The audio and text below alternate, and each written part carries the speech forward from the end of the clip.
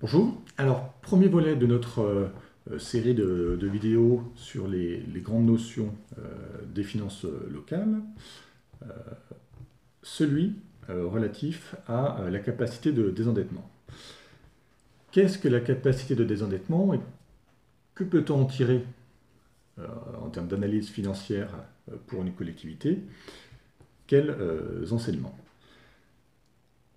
Les collectivités locales sont soumises à des obligations d'équilibre budgétaire, d'équilibre sectionnel, donc budgétaire, avoir autant de recettes que de dépenses, donc des budgets équilibrés. D'équilibre sectionnel, cela implique d'avoir des recettes de fonctionnement à hauteur des dépenses de fonctionnement et des recettes d'investissement à hauteur des dépenses d'investissement, et d'avoir aussi la capacité à rembourser les annuités de dette, donc d'assurer le remboursement de sa dette intérêt et capital par des recettes propres de la collectivité. Ces recettes propres, c'est principalement les recettes de fonctionnement. Cela veut dire que une collectivité, pour pouvoir assurer le remboursement de sa dette avec ses recettes propres, doit avoir un niveau de recettes de fonctionnement duquel on déduit les dépenses de fonctionnement, donc un solde, que l'on appelle capacité d'autofinancement ou épargne brute, qui soit suffisant pour couvrir le remboursement au capital de la dette.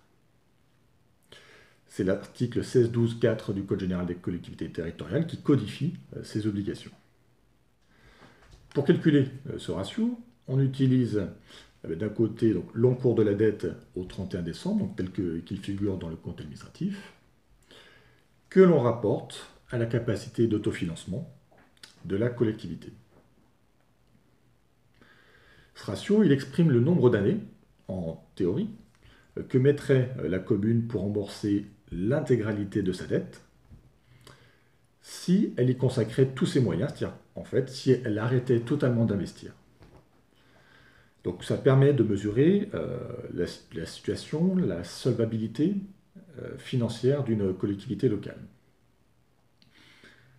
C'est un ratio théorique, mais qui permet et qui a le grand avantage de pouvoir comparer les collectivités entre elles, indépendamment de leur envergure en termes de services offerts, de taille de population, taille de budget.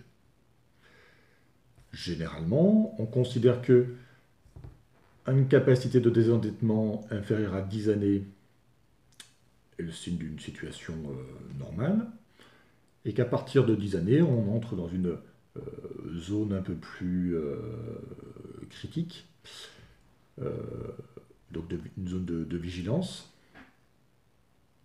et que la capacité de désendettement ne peut pas, de manière régulière, dépasser les 15 années. 15 années, puisque en moyenne, les collectivités empruntent sur 15 ans. Mais plus que le niveau à un moment donné de la capacité de désendettement, c'est l'évolution qui importe.